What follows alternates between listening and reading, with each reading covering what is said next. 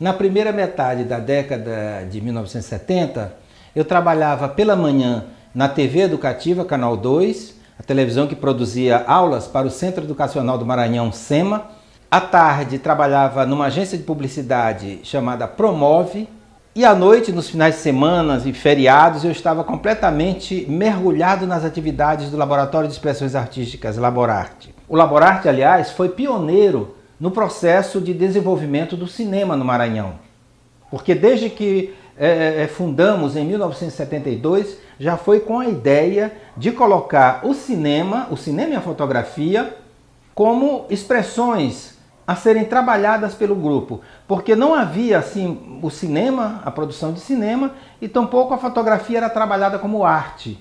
Já as outras expressões, teatro, dança, artes plásticas, como se chamava na época, enfim, dos outros departamentos, já existiam aqui, e a proposta era de fazer uma ruptura quanto à questão estética, narrativa, etc. Então o cinema surgiu com o Laborarte, pode-se dizer. E a partir de 1974 começamos a produzir filmes curtos em Super 8, porque o Laborarte ganhou por doação um bom equipamento de Super 8. Equipamento, aliás, que também foi usado na produção dos Pregoeiros de São Luís, um filme produzido pelo Cineclube Universitário Irá, um cineclube criado pelo professor Mário Cella, que estava naquele momento, o Cineclube, em fase de adquirir os seus equipamentos. E o Cineclube gerou aqui, assim, um ambiente que acabou fomentando a criação da primeira jornada maranhense de Super 8, o nosso atual Festival Guarnicê de Cinema. A minha atividade na agência de publicidade Promove era de cinegrafista, assim como na TVE. Naquele período, a Promove estava atendendo a Prefeitura de São Luís, na época era o prefeito Haroldo Tavares, e estava sendo construído o anel viário. Então eu filmei vários momentos da construção desse anel viário. Esta foto, por exemplo, eu estou mais ou menos ali entre a Madre Deus e a Areinha filmando o aterro. Naquele tempo eu tinha 20, 21 anos e estava começando. Agora, existia aqui um cinegrafista com bastante experiência, também chamado Murilo. Ele fazia filmagens para reportagens, para institucionais de governo, e era um pouco calvo. Então o Leonor Filho, assim de brincadeira e como uma forma de elogio, dizia: nós aqui na Promove temos o nosso Murilo com pelo. E naquele período, os cinegrafistas trabalhavam com câmeras 16mm de cinema, né? Porque não havia a gravação externa com videotape. E a revelação era feita na própria produtora. Agora o interessante é que a gente revelava apenas o negativo. Não tinha um sistema de fazer cópia em positivo. E mesmo assim, nem daria tempo em certas situações, porque muitas vezes a gente filmava à tarde e até no final da tarde já estava levando o filme para ser exibido no Jornal da Noite. Então esse filme, ele era montado, esse negativo, ele era montado assim num projetor, o que nem é aconselhável, e emendado com um durex, uma coladeirazinha especial, e as emendas das cenas eram feitas com durex. O rolo assim editado era enviado lá para a emissora juntamente com um texto para ser lido no momento da transmissão assim do filme. Esse negativo lá na emissora passa pelo sistema que chama Telecine, que transforma a imagem em película em imagem de vídeo, e ao passar pelo TBC é feito assim uma inversão na imagem. Então aquilo que era negativo torna-se positivo e assim é visto em casa. Agora acontece que muitas vezes essas emendas feitas com durex se partiam no momento da projeção, no momento da leitura do texto. Isso poderia acontecer com filmetes de reportagens e também filmes de comercial. Mas aí o pessoal da técnica já tinha assim a manha de imediatamente colocar no ar a cartela com a marca da emissora e assim, pelo menos momentaneamente, a situação é contornada. Em uma das viagens que o Leonor Filho fez para o Rio de Janeiro, ele trouxe essa câmera 16mm semi-profissional movida a corda. Mas só que lá na Promove não existia um sistema de revelação para filmes, existia um laboratório fotográfico. Então a película, depois de rodada, era levada para uma outra agência de publicidade que tinha um tanque como este para a revelação. Isso aqui funciona da seguinte maneira. Dentro desse tanque tem 2 carretéis e que pode revelar 16 milímetros e 35 milímetros. É só ajustar dessa maneira. Bom, aqui não se filmava em 35 milímetros, então fica no 16. Note-se que aqui não tem nada para Super 8, né?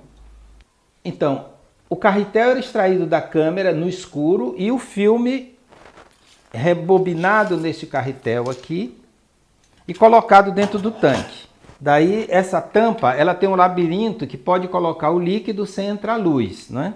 Então daí essa tampa, o tanque era fechado, se coloca o líquido por aqui, revelador, no caso, preto e branco, era revelador, água e fixador, e aí se vai rebobinando para um lado e logo depois para o outro, porque o filme é preso no carretel, tem um dispositivo que prende o filme nos carretéis para não sair. Depois de colocado o filme aqui, aí a luz pode ser acesa. Então coloca-se o revelador, depois a água, o fixador, e aqui tem uma espécie de torneirinha que sai por aqui, colocado numa banheira. Então eu decidi fazer uma máquina como essa, só que muito simples. Aí eu peguei um desses armários de banheiro, né? Um armário velho de banheiro como esse, vedei aqui o lugar do parafuso, tirei essa parte e então colei 2 pinos e aí pronto, entrava o carretel.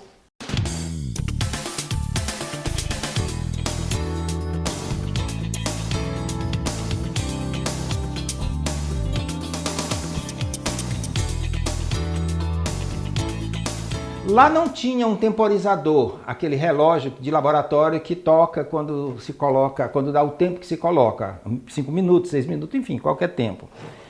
E também não podia ser acionado porque tudo era no escuro, uma vez que eu não usava essa tampa. Então, eu recorri a uma ideia que eu tive na adolescência quando aprendi a revelar fotografia no laboratório que meu pai tinha em casa, ele era fotógrafo amador. Que era o seguinte, nós também não tínhamos um relógio, então eu cantava músicas de grande sucesso, que fica assim na cabeça da gente, e cada música tinha um tempo, tentando colocar dentro do mesmo andamento que tocava no rádio. E para isso tinha que ser música muito fácil, como de Roberto Carlos. Então, eu lembrando disso, cantava lá na Promove a música. Por exemplo, o Calhambeque. O Calhambeque, tirando aquele negócio, essa é uma das histórias que acontece comigo. O Calhambeque tem 2 minutos. É curtinho o Calhambeque. Então, se eu quisesse revelar um filme que o revelador pedia 4 minutos, era só cantar 2 vezes Calhambeque. 6 minutos, um D76, por exemplo, era só cantar 3 vezes o Calhambeque. 8 minutos, 4 vezes o Calhambeque. Bom, antes de apagar a luz para ficar no escuro completo, eu colocava os frascos com os produtos ao alcance da mão e também as bacias que iam receber esses produtos depois de terem sido usados aqui no tanque, nesse tanque improvisado. Pegava a câmera, tirava o filme e colocava aqui dentro do tanque e prendia ao outro carretel que está aqui para poder rebobinar de um lado para o outro, de um lado para o outro, de maneira a que logo o mais rápido possível, esse filme todo, que dá mais ou menos uns 30 metros, fosse embebido no líquido que era colocado aqui dentro, né? Colocava primeiramente o revelador aqui no tanque e com a mão, já com uma luva, né? Mergulhava no líquido até o dedo alcançar o carretel e o calhambeque bebi, o broto quis andar no calhambeque bebi, o biru, bidu, bidu, bidu.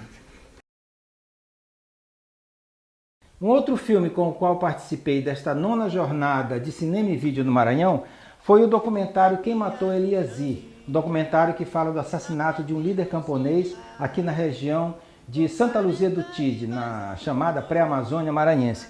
Esse documentário inclui cenas de animação feitas com esta câmera, elas foram feitas com essa câmera, mas totalmente adaptada. Essa câmera é movida a corda, tem um dispositivo que filma quadro a quadro, porém no início da corda A velocidade de obturação, obviamente, é uma e no final da corda ela é outra, embora tenha dispositivo de estabilização da velocidade, mas há sempre uma variação. Então faz aquela claridade, aquela pulsação de luminosidade nas cenas. E preocupado com isso, eu tive assim um momento, digamos que Lumière. Aí disse, pronto, eu vou inventar não uma câmera a corda, mas uma câmera movida à gravidade. Como assim? Como assim? Bom, essa câmera ela é colocada de forma vertical para filmar os originais, assim numa mesa. E presa numa espécie de mão francesa na parede. E então eu bolei de colocar uma haste bem no dispositivo que gira a parte central do motor. Essa haste vai até uma outra parede, assim, 90 graus, e nessa parede está lá um dispositivo, eu coloquei um dispositivo com peso usando uma corrente de bicicleta. Então, a velocidade do peso, cada vez que se dispara, é a mesma, até ele chegar embaixo. Depois é só suspender, parar de filmar, suspende tudo e coloca acima, coloca ele para cima e continua. Disparando aqui, o peso vai baixando, digamos assim, quadro a quadro, né? E até que utilizando esse tipo de dispositivo, invenção caseira, eu pude fazer cenas bem mais longas do que faria se fosse somente a corda. Eu coloquei umas correntes bem compridas, né? Então, essas cenas de animação, nós usamos a técnica de recorte e elas foram feitas pelo meu irmão Joaquim Santos, que também faz bastante trilha sonora para os filmes maranhenses. Aqui estão alguns dos originais utilizados nessas cenas de animação do filme Quem Matou Eliezer. Aqui o grileiro, cara de mal, né? Enfim, e foi bastante interessante esse trabalho. Acho que o resultado foi bacana e essa animação tem assim a inspiração dos filmes e audiovisuais que se fazia também voltados para a educação popular. Então, por isso que elas têm essa simplicidade e adotamos, então, uma característica de imagem semelhante às tradicionais xilogravuras de cordel.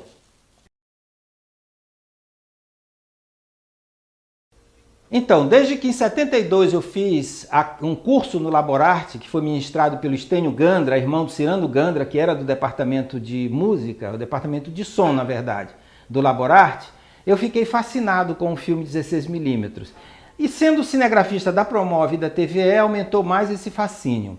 É interessante a gente notar, uma coisa que é pouco citada, que existia na década de 70, até começo de 80, uma discussão entre os adeptos do Super 8 e os do 16mm, porque os 16istas achavam os Super 8istas muito amadores. O processo todo, a qualidade é menor, etc. E os Super 8istas entendiam que a forma de fazer cinema naquele momento, de maneira mais fácil e se expressar, enfim, era com o Super 8. Eu fiz Super 8, mas fui sempre apaixonado pelo 16mm. Sempre filmei a 24 quadros, porque é o padrão de cinema, porque o Super 8 permite 18 quadros, que economiza mais o filme. Mas a qualidade do Super 8, por ser película mais fininha, ela é inferior ao 16, que por sua vez é inferior ao 35. O 16mm foi um filme largamente usado pelos documentaristas, principalmente da década de 60, 70 e até entrando em 80, e também usado pela televisão, ou seja, é um sistema um pouco mais profissional. E com essa preocupação, eu inventei de forma caseira máquinas para ampliar filmes Super 8 para 16mm.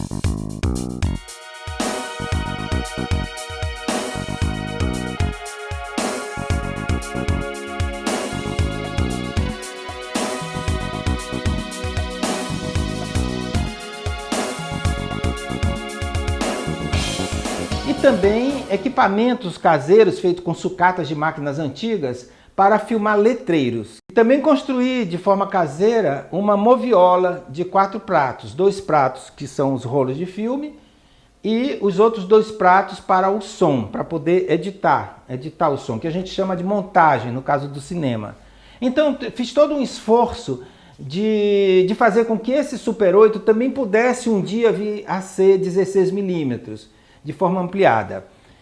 Outra coisa que eu fabriquei de forma caseira foi uma trucagem de filme. Essa truca filma a película, no caso de 16mm, a película filma a outra película. A película filmada é colocada numa sucata de projetor e a câmera em 16mm filma quadro a quadro essa imagem. Assim se pode fazer câmera lenta, etc. Com essa truca caseira, eu fiz as cenas de câmera lenta no filme Na Terra de Caboré, um dos 2 filmes que participei em 1986 na 9ª Jornada de Cinema e Vídeo do Maranhão. Então esta foi a minha primeira participação como concorrente no Festival Guarnicê de Cinema, né? Desde a jornada de Super 8 eu participava na equipe de outros colegas, participava também das atividades da própria produção do festival. Todo esse processo artesanal de máquinas, de construir máquinas, atenderam uma necessidade de ter aqui equipamentos para produzir filmes, principalmente 16mm, porque praticamente ninguém fez 16mm além de mim. Mas também pelo prazer, eu tinha o maior prazer em mexer em máquinas, em construir máquinas, em consertar máquinas, tudo assim de forma caseira, né?